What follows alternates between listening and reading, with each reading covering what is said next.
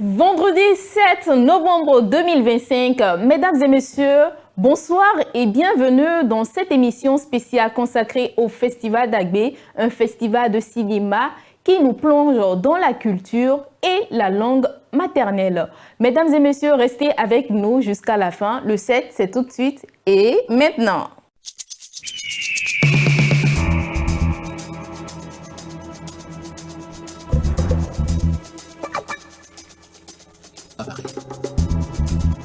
Wafos newa ni salba ya toya te tifo sandati.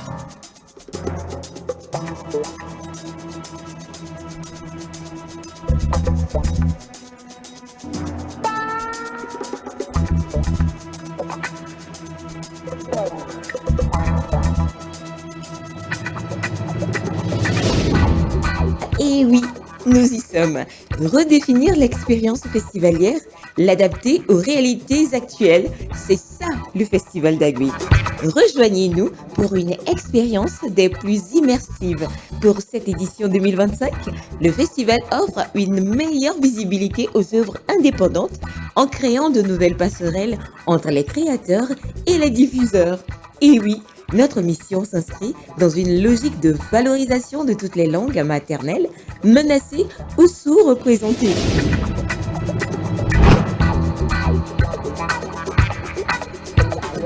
Pour célébrer non seulement la pureté des traditions linguistiques, mais aussi leur évolution et leur capacité à se réinventer, deux catégories intègrent le festival spécialement pour cette année.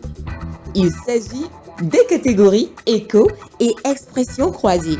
À travers le prisme du cinéma, préparez-vous à vivre des moments vifs d'émotion avec une programmation audacieuse et des innovations exceptionnelles pour célébrer les héritages culturels.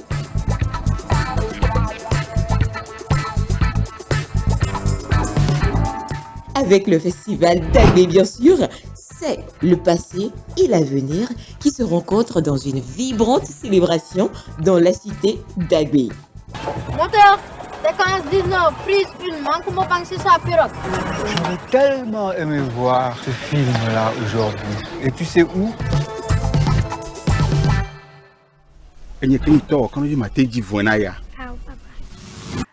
Ce soir, nous allons suivre un film en compétition intitulé Yaya du réalisateur Fabien Meillet. Alors, sans plus attendre, suivons la bande-annonce et la vidéo de présentation de ce film.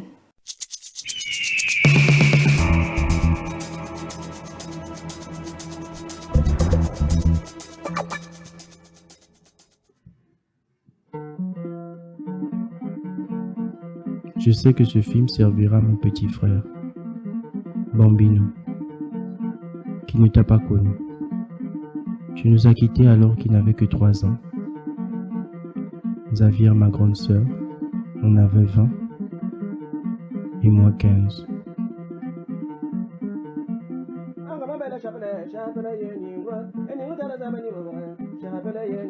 Ça a bouleversé tout le monde, toute la famille, parce que perdre un cadre. Aujourd'hui, elle devait peut-être être un peu plus haut encore. Quand tu perds une maman, une partie de toi qui part.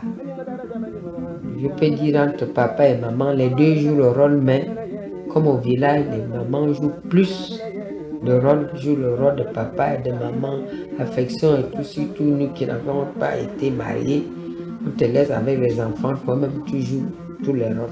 Même si tu pars retrouver ton père, tu as déjà peut-être 30 ans, 35 ans ou 40 ans.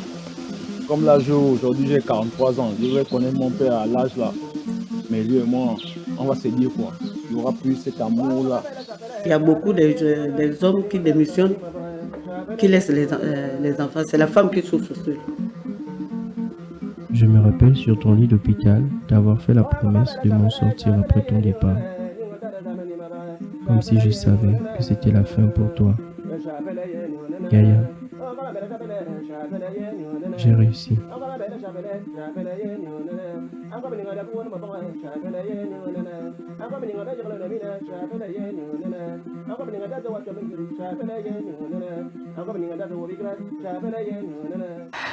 Un film qui promet d'être très émouvant. Ce soir, nous vous proposons de suivre des extraits des discussions que nous avons eues sur ce plateau ici avec des professionnels de la langue. Bonjour et bienvenue dans le set. Bonjour madame, comment vous allez? Je vais bien, et vous? Oui, je vais très bien. Alors, en introduction, qu'entend-on par langue maternelle? Merci beaucoup. Je vais partir de la définition donnée par l'UNESCO qui dit que la langue maternelle, c'est la première langue apprise dans l'enfance et à la maison. Okay. Et je vais essayer de donner d'autres repères par rapport à ça pour bien comprendre le concept. Nous pensons que cette définition devrait être revue pour un certain nombre de raisons.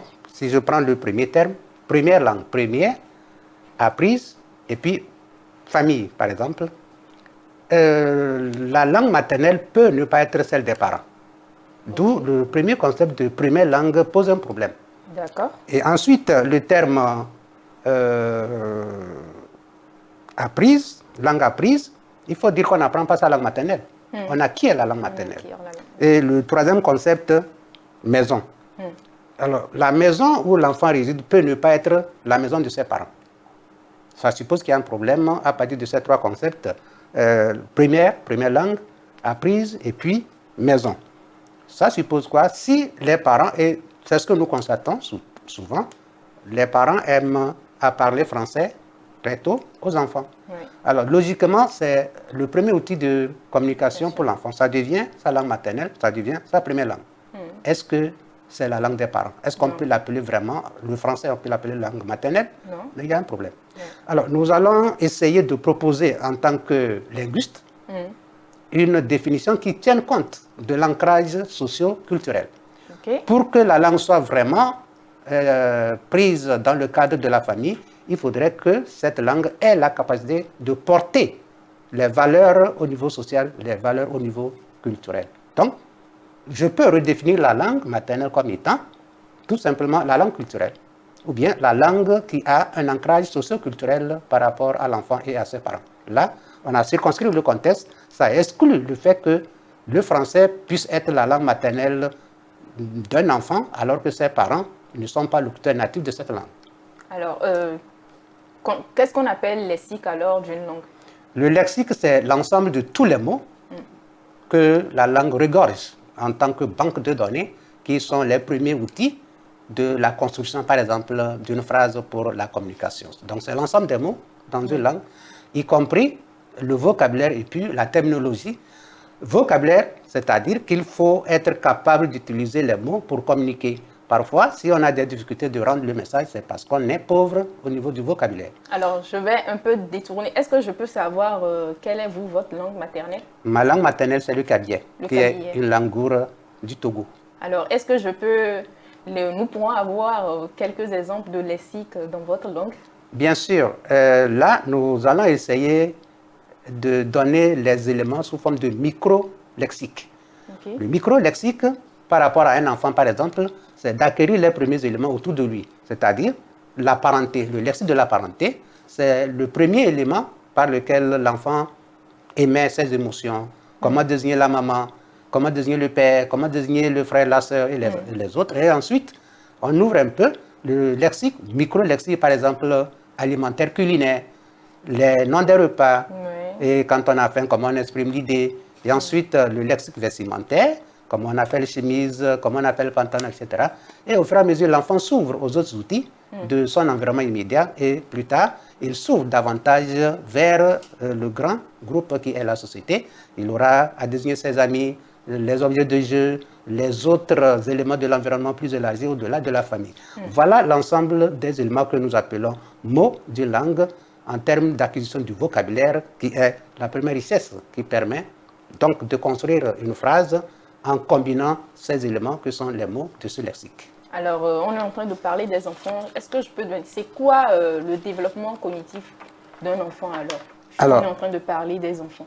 Oui, le développement cognitif de l'enfant, c'est l'acquisition progressive des capacités intellectuelles boostées par la mémoire, par la pensée, par le langage et par la résolution de problèmes. Alors, si l'enfant n'est pas capable de résoudre un problème, c'est-à-dire d'exprimer des faits de sa culture, de sa société, ça suppose qu'il a un problème au niveau donc, du vocabulaire qui est donc, un élément du lexique. Donc, au fur et à mesure que l'enfant grandit, il faudrait qu'il ait cette capacité de pouvoir communiquer et la maturation du cerveau prend. Alors, on fait alors référence aux facteurs génétiques, son environnement et ensuite la capacité de la mémoire d'enregistrer les mots en puissance pour pouvoir combiner et en faire des phrases. Alors, vu qu'on est en train de... Est-ce que, bon, on dit souvent que nos langues influencent nos pensées, notre manière d'être, notre manière de voir le monde. Alors, comment le lexique peut-il être une porte d'entrée vers la structuration de la pensée? Justement, le premier élément que nous avons touché, c'est le vocabulaire. Alors, si l'enfant a acquis ce vocabulaire en termes de lexique, ça lui permet d'abord de communiquer, de comprendre, d'interagir avec les membres de sa famille. Communiquer, comprendre, interagir. Interagir, exprimer la pensée, les sentiments, les émotions, désigner, c'est-à-dire dénommer les personnes, les animaux, les objets, etc. Et ensuite, plus loin, on commence à voir la notion de sens, la signification des mots, le sens et la signification des mots en termes de désignation. Nous touchons alors la notion de dénotation et de connotation, c'est-à-dire le mot dans son premier sens, l'enfant doit le comprendre et lorsqu'il grandit, il peut également utiliser le même mot dans un autre contexte pour dénoter et connoter ses idées, les objets en termes de métaphore par exemple. Et nous avons également cette notion que Chomsky appelle la compétence linguistique. Donc, l'enfant... Pardon? La compétence linguistique. La compétence linguistique. Oui, c'est cette capacité à maîtriser toutes les structures de sa langue, la grammaire par exemple, au-delà du lexique, parce que le lexique seul ne suffit pas. Bien sûr, le lexique est un soubassement, c'est une banque de données, et le lexique permet à l'enfant de pouvoir communiquer en combinant ces mots pour faire des phrases simples et plus tard des phrases complexes selon son âge. Alors, est-ce qu'il y a scientifiquement, est-ce qu'il y a une hypothèse qui est associée à ça ou c'est l'hypothèse que vous venez de me donner comme ça? Est-ce qu'il y a un nom qui est associé à ça? Oui, bien sûr. Quand on parle de compétences linguistiques, en termes techniques, nous avons parlé de la capacité, parce qu'il y a également la performance. Au niveau de la performance, c'est lorsqu'on apprend une langue et on grandit au fur et à mesure en richesse lexicale, en richesse syntaxique, et ça aussi, ça vaut. Bon, c'est des critères de mesure de la compétence de communication, par exemple. Alors, pourquoi est-ce important d'acquérir le lexique de sa langue maternelle? Justement, puisque nous insistons sur la notion de la communication. Et il faudrait que l'enfant ait d'abord ce que nous appelons un background linguistique.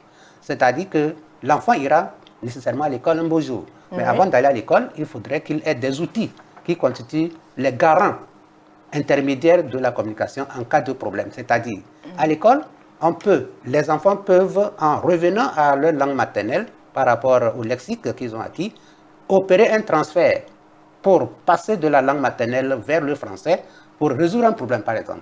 Et nous avons souvent pris l'exemple des contes. Alors, on peut demander aux enfants de présenter un conte en quelques lignes. Alors, si l'enfant n'a jamais écouté un conte dans sa langue maternelle, comment il va l'inventer? Parce que souvent, les parents difficilement font des contes aux enfants en français. L'idéal serait de discuter des éléments, des proverbes, des chansons, des contes avec les enfants, mais dans leur langue maternelle. Et en ayant ces éléments, ce que nous appelons inbit, c'est-à-dire ils ont ça, ils ont intériorisé ça, ils pourraient maintenant extérioriser pour construire un transfert vers la production en français. Et c'est un élément qui pourrait faciliter et soutenir la production en français. Alors, si je comprends bien, si je suis enfant, par exemple, je dois, dès la maison, je dois connaître quelques mots dans ma langue, dans la langue de mes parents, c'est ça? Avant d'aller à l'école et d'apprendre la langue étrangère qui est le français ou bien l'anglais, c'est ça? Exactement. Et ces mots que je dois déjà connaître avant de mettre pied à l'école, ce sont des mots, voilà, des mots que mes parents doivent forcément me transmettre, c'est ça? Exactement. Voilà. Dans la communication, et puisque ça touche déjà la dernière question, c'est-à-dire qu'est-ce qu'il faut dire aux parents. Ayons cette habitude, et c'est peut-être un conseil aux parents, de parler notre langue maternelle à nos enfants.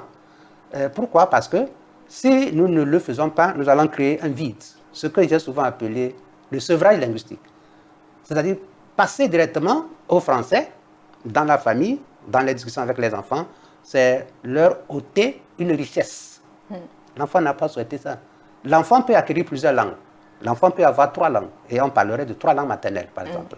Et ça fait que si l'enfant n'a pas acquis le maximum des mots de sa langue, il aura un manque. Il aura une déficience. Bon, pas cognitive, mais déficience lexicale. Et nous donnons souvent les exemples des mathématiques, par exemple. Nous pensons qu'on ne peut pas faire les mathématiques en nos langues. Alors, les mathématiques viennent de l'Égypte, c'est-à-dire de l'Afrique. Alors, les gens oublient que l'EV peut faire la mathématique. C'est-à-dire la langue EV peut porter la mathématique, le kabyle, le mouba, toutes les langues peuvent porter les mathématiques. Puisque nos parents ont élevé les poussins, ils ont élevé les bêtes, ils ont cultivé. Mais comment ils font les comptes? Comment ils savent, par exemple, un père ou une mère qui élève les poussins, et il se fait qu'un épervier vient prendre un ou deux, mais il sait qu'il y a quelque chose qui manque. Ça fait déjà la soustraction. Alors, ça fait les opérations, plus addition, moins, etc. Vous voyez que c'est des richesses. Si on ne fait pas attention, on va sevrer ces richesses aux enfants et ce serait un dommage. Parce que si l'enfant a acquis l'addition, la soustraction par rapport à ce qu'on lui dit à la maison, il pourrait déjà avoir une force en français. Souvent, qu'est-ce qu'on constate? On envoie le petit garçon, la petite fille pour aller acheter quelque chose. On lui dit en français, prends 100 francs, va acheter. Pourquoi ne pas lui dire ça en élevé? Mon angole yabam aussi, je peux m'exprimer en kabyle. Oui, allez-y, bien sûr. Moi, je n'attends que ça. Bien sûr. Mon meno, ngole yabam nabe. Njalong tanga, ngole yabam nabe. Yak malfana les mabzako. Prends 500, tu vas m'acheter par exemple des oranges à 200. Je peux poser la question à l'enfant, combien tu vas me ramener? Voilà. Je lui ai dit ça en kabyle. Il commence par faire les opérations. Dans sa tête, oui. Dans sa tête. C'est ça. Mais toujours dans le kabyle, vu que c'est... Exactement. Et donc, la deuxième question qui pose sur le développement cognitif, voilà, ça commence à fonctionner dans sa tête. Et cette capacité à calculer, à trouver rapidement, ça fait un calcul mental. Au CP1, CP2, on nous a fait ça. Alors, si on avait commencé tôt à la maison, ça aurait facilité cette acquisition en français. Vous voyez, c'est ça. Il faut que les parents comprennent cette nécessité d'enseigner ces principes au niveau de la compétence linguistique, c'est-à-dire en parlant la langue maternelle aux enfants. Nos langues sont riches en mathématiques. Vous voyez, quand l'EV dit, par exemple, je viens de donner des exemples en carrière, blave.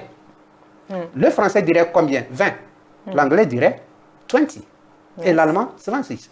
J'ai fait un article sur ça. J'ai appelé ça, pour le compte du français, de l'anglais et de l'allemand, c'est ce que j'ai appelé un nombre compact. Alors qu'en EV, quand je dis blave, l'enfant sait qu'il y a quelque chose 2 fois. Vous voyez? Donc, ça fait 2 opérations. Ça fait l'addition et puis la multiplication, c'est-à-dire quelque chose fois 2, ou alors quelque chose plus quelque chose. Ce qui n'est pas le cas en français. Parce que quand on dit 20, l'enfant ne sait pas qu'il y a 10 2 fois. Alors que dans blave, ça fait 10 fois 2, autrement dit 10 facteurs de 2 ou 2 facteurs de 10, sinon 10 plus 10 égale 20. Vous voyez cette opération très intéressante à lever. Si l'enfant connaît ça, je vous assure, en 6e, on nous a enseigné ce que nous appelons le dénombrement. Moi, je ne comprenais rien. Alors qu'il y a ça dans nos langues. Oui, je pense que nous tous, en fait. Exactement.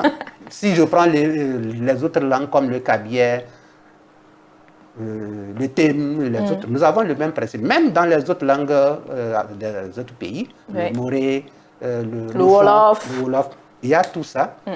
Et à ce niveau du calcul des mathématiques, c'est très riche. Il faudrait vraiment que nous ayons conscience de cette richesse-là pour que nous puissions parler aux enfants, faire des comptes, les mathématiques, pour que les enfants puissent comprendre en réalité que les langues de chez nous portent également les mêmes valeurs, peut-être même plus que celles européennes.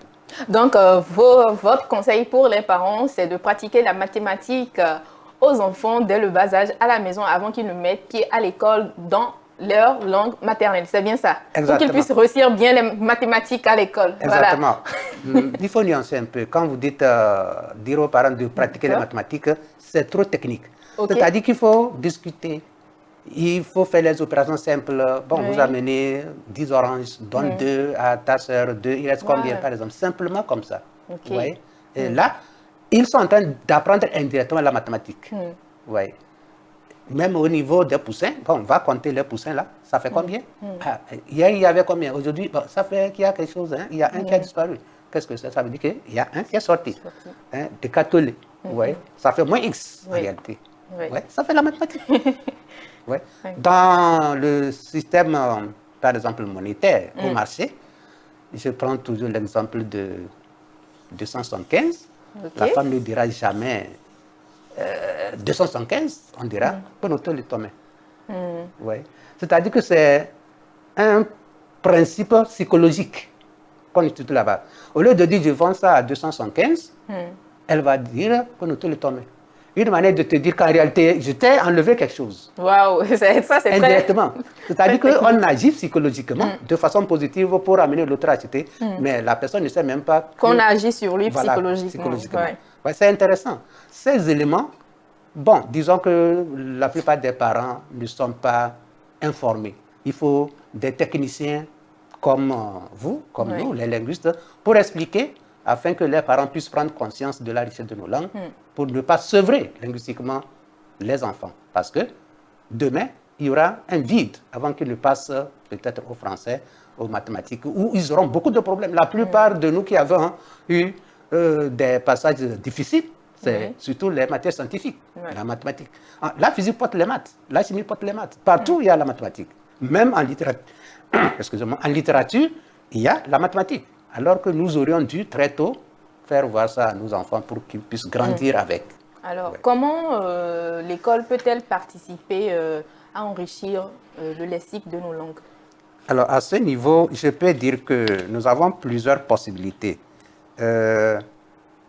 On peut enseigner les langues à l'école. On peut même demander aux enfants de pratiquer des jeux dans leur langue.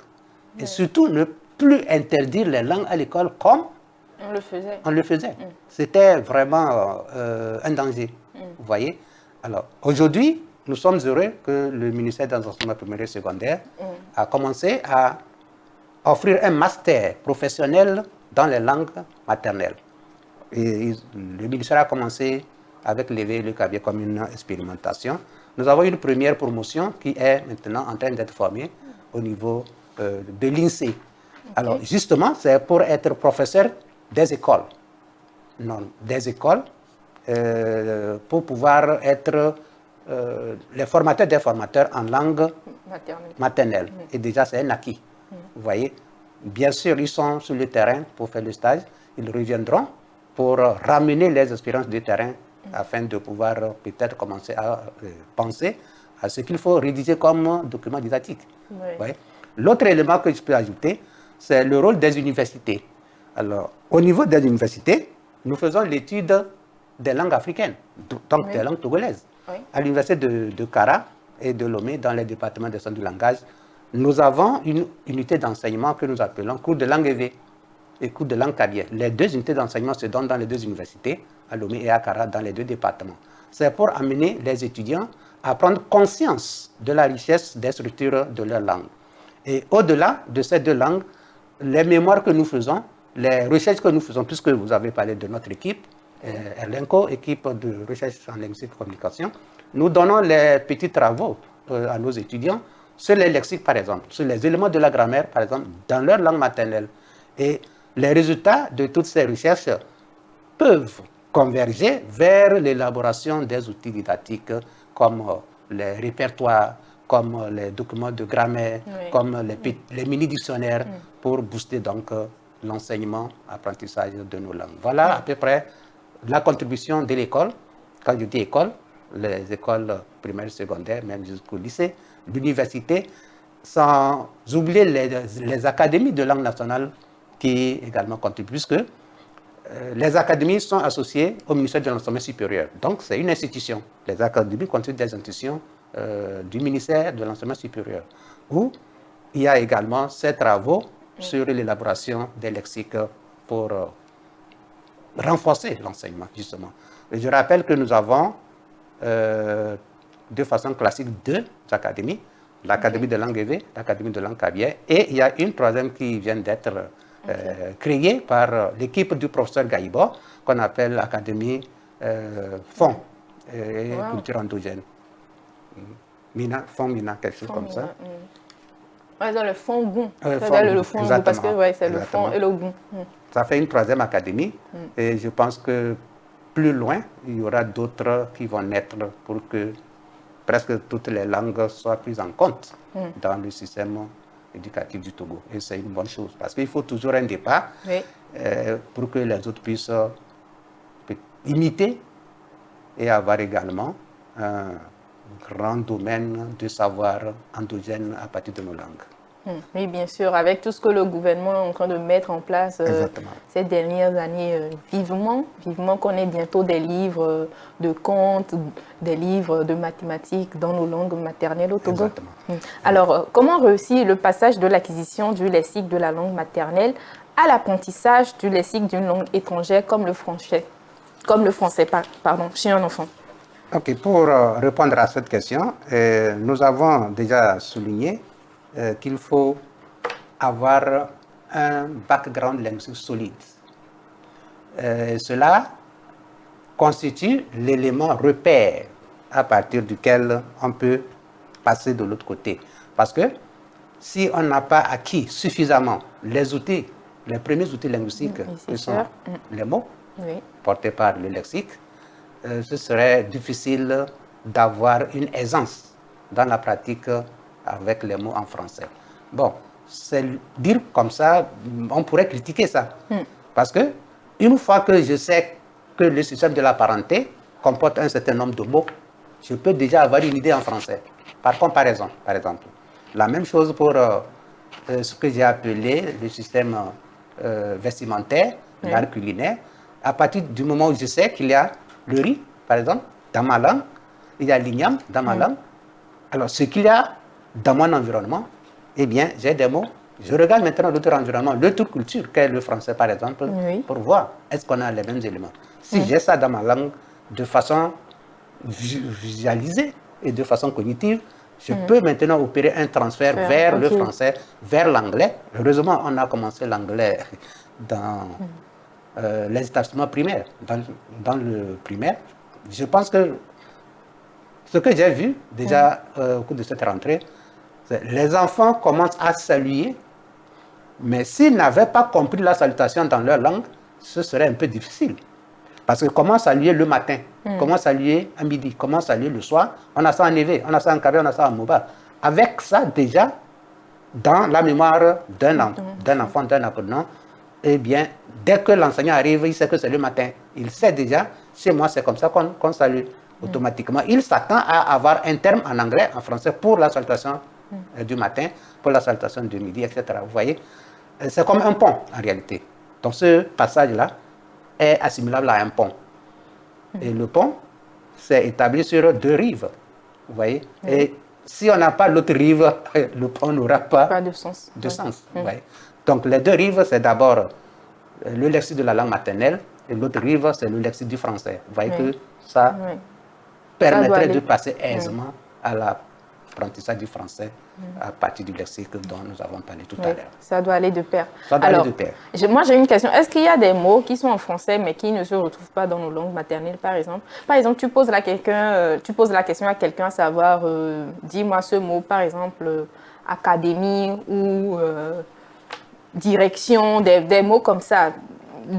Tu lui dis, traduis-moi ce mot dans ta langue maternelle. Il y a des gens qui n'arrivent pas. Même quand tu prends une certaine personne d'un certain âge, la personne n'arrive pas. Est-ce qu'il existe des mots qui sont dans les langues étrangères, bon, par exemple le français, mais qui ne se retrouvent pas dans nos langues maternelles? Bien sûr, ça c'est des 2 côtés. Donc, lorsque vous dites que demandez à quelqu'un de donner un exemple d'un mot, la personne n'arrive pas, le problème n'est pas là. Le problème, c'est que nous ne désignons que ce qui existe chez nous. Dans notre nous avons parlé de la compétence linguistique. Oui. Et la compétence linguistique va avec la désignation de ce que nous avons dans notre entourage, porté par le lexique, donc les mots. Les mots n'existent que par rapport à ce qui existe. Vous voyez? Maintenant, il n'y avait pas d'ordinateur dans nos milieux. Oui. Alors, ne soyez pas surpris que des gens ne puissent pas désigner. Moi-même, bon, je ne puisse pas. Nous tous. Inversement, ce qui existe chez nous et n'existe pas chez les Français, eux, ils ne pourront pas le désigner. La preuve, le P, par exemple, le B, si je prends juste les deux en tant que son, eh bien, ça n'existe pas dans la langue française. Ils ne peuvent pas. Et au lieu de dire P, ils vont dire que P. C'est la même chose. C'est la nécessité donc lancée aux linguistes, par exemple, de penser à la création lexicale. Nous avons parlé du lexique. La création lexicale va ajouter des mots en renfort au lexique pour ce qui n'existait pas. C'est ce que nous allons appeler alors en linguistique les néologismes. C'est la création de nouveaux mots qui n'existaient pas, justement parce que les outils que ça désignait, les concepts que ça doit désigner n'existent pas. Donc, par le truchement de l'Europe, par exemple, qui nous amène des éléments, il faudrait être capable dans la communication de les désigner. Il faut donc les mots, il faut donc le lexique.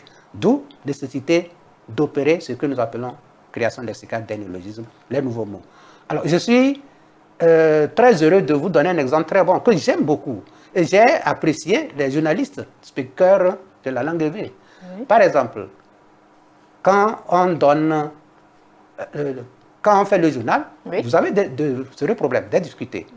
Et bon, si on dit le chef de l'État a donné des ordinateurs, comment vous allez dire, avec des souris, avec des écrans, des claviers, ce serait difficile pour vous. Maintenant, quand j'ai écouté un mot, journaliste, Nyakaka Dowoto. Nyakaka Dowoto. Vous voyez, ce terme m'intéresse beaucoup. J'ai dit, mais ça, c'est une langue formidable. En EV. Ça rejoint l'expression caca. Ça rejoint même le terme en anglais broadcast, to broadcast. C'est-à-dire, broadcast, éparpiller l'information. Et c'est plus explicite même que le journaliste. Voilà, c'est plus explicite. Donc, les mots qu'on distribue, les mots qu'on jette dans l'air pour que les auditeurs puissent écouter. Vous voyez? Donc, c'est cet effort à créer les nouveaux mots que nous appelons le logisme. Et je pense que vraiment, ce serait intéressant au niveau des académies de réaliser des lexiques spécialisés, ce que nous appelons lexiques spécialisés, pour des termes techniques relevant de la science, par exemple de la médecine, de la grammaire, de la psychologie, de la médecine, par exemple, qui n'existe pas. Il faudrait des techniciens pour le faire. Et je pense que le rôle revient aux académiciens de nos langues, par exemple, aux linguistes qui sont spécialistes de la lexicologie, de la terminologie, pour que nous puissions enrichir nos langues. Parce que nous ne pouvons pas rester en marge de l'évolution technologique. Aujourd'hui, on parle de l'IA. L'UNESCO vient de faire un concours pour la traduction des mots relevant de l'IA. Et c'était au campus. Et c'était en EV, en Kabien. Et notre laboratoire a participé à ce concours. Et l'UNESCO a vraiment apprécié ça. Nous étions très contents par rapport à ça. Vous voyez, ça rejoint également, pour le compte de notre laboratoire, au niveau du département des sciences du langage, le concours que nous faisons, concours d'éloquence. À chaque année, correspond un concours sur une thématique donnée. Et nous inscrivons nos étudiants volontaires pour faire ce concours. Et venez sélectionner un sujet par rapport à une thématique et vous débattez ça dans la langue maternelle, peut-être en 5-10 minutes, sans mélanger le français. Dans la langue maternelle de votre choix ou juste l'évé? Non, dans la langue maternelle. Bon, l'année passée, nous avons sélectionné l'évé et le kabien en tant que langue nationale. Cette année, nous avons ajouté le naudem. L'année prochaine, nous allons ajouter 2 autres langues afin que nous puissions couvrir plus tard tout le territoire. Je peux savoir, le naudem, ça vient d'où? C'est la langue de Niamtougou. Le naudem. D'accord. Bon, il reste maintenant le moba, il reste le ntiam que nous voulons ajouter dans le compte de cette rentrée académique. Voilà comment l'académie, voilà comment notre laboratoire, notre département participe également à la consolidation des acquis au niveau du lexique de nos langues. N'oublions pas également le fait que nous organisons le festival que vous êtes en train d'organiser. C'est un élément. Festival d'Agbé. L'Académie Kabien vient de le faire, il y a de cela 1 mois et demi déjà, à Kara. Et heureusement, notre ministre de l'Enseignement supérieur était là. Et il nous a honorés. De sa présence. Que ce soit à l'ouverture ou à la clôture, il était là. Et il a vraiment apprécié, il nous a encouragés dans ce sens. À partir de ce plateau, je lui dis vraiment merci. Parce que vraiment, il nous a appuyés. Il a aimé ce que nous faisons. Et il a dit, bravo, continuez pour que les autres puissent également emboîter le cas. Je vous félicite parce que vous êtes dans l'arène également. C'est nous tous qui devons faire en sorte que nos langues puissent aller de l'avant. Ah ouais, bah vivement, moi, en même temps, je profite de cette occasion pour faire appel à lui, justement, pour notre festival. Et il sera vraiment le bienvenu, voilà, sur notre plateau. Et donc, et que l'aventure puisse, voilà, continuer. Exactement. Donc, on est presque à la fin de notre émission. Un mot de fin pour les téléspectateurs. Merci, madame. Je pense que cette émission n'est pas la dernière, ne devrait pas être elle est la première, mais il ne faut pas qu'elle soit la dernière, que de temps en temps nous puissions discuter et attirer l'attention de toute la population, de nos parents surtout des intellectuels qui pensent que parler français à l'enfant très tôt serait un avantage. Oui, c'est un avantage, mais l'idéal sur le plan cognitif, sur le plan psychopédagogique et technique serait de parler la langue maternelle aux enfants, à l'enfant, dès le bas âge, jusqu'à un certain âge donné, jusqu'à 6 ans, 7 ans. Ce serait une bonne chose pour que l'enfant puisse avoir des atouts, un background linguistique solide avant d'opérer ce transfert vers le français. Donc, appel lancé à nous tous, aux parents surtout, et aux intellectuels de ne jamais avoir honte de nos langues maternelles, d'encourager leurs enfants, de leur donner le tonus, c'est-à-dire le goût de parler et de comprendre aisément les concepts autour de lui et avant d'aller à l'école. De surtout pas les mépriser, de mépriser nos langues. Exactement. Voilà. C'est-à-dire que pour certains, parler en groupe ma langue, c'est une manière de me discréditer. Non, chacun est né. Parce que là, quand j'ai redéfini le concept de langue maternelle, j'ai mis l'accent sur l'environnement. Parce que l'environnement est un critère. Or, l'environnement, il est social et il est culturel. Vous voyez? Et lorsque nous commençons avec le français, nous avons délocalisé la compétence linguistique. Vous voyez? Ce n'est plus l'environnement socio-culturel. C'est un autre environnement que nous sommes en train de faire acquérir à l'enfant. Alors que nous-mêmes, nous ne sommes pas français, grand F. Parce que nous n'avons pas totalement l'ensemble des éléments culturels de la France. Nous avons les éléments culturels de nos sociétés endogènes. Et donc, ce serait bien que nous puissions parler notre langue aux enfants, de leur donner ce goût. Et surtout, peut-être pendant les vacances ou les congés, je donne ce conseil aux parents, de ne pas avoir peur du village. Parce que grand-père, grand-mère, oncle et autres, ils sont là pour pouvoir accompagner nos enfants. Souvent, quand les enfants arrivent au village, ils ont peur. On se moque d'eux. Ils parlent la langue de façon biaisée. Et ce n'est pas bien. Et la faute revient aux parents. Vous voyez? Évidemment, au Togo, souvent les parents disent au village, il y a les sorciers. Pour moi, les sorciers sont partout. Ce n'est pas parce qu'on a cette notion de sorcier qu'il faut sevrer les enfants au niveau de leur langue maternelle. Alors, mesdames et messieurs, j'espère que ce film vous aura plu. Nous souhaitons bonne chance à tous les films en compétition. Et n'hésitez pas à nous retrouver sur la page Facebook du Festival de langue d'Agbé. Et surtout, n'oubliez pas le rendez-vous de chaque vendredi soir. Alors, au revoir et à vendredi, bien sûr.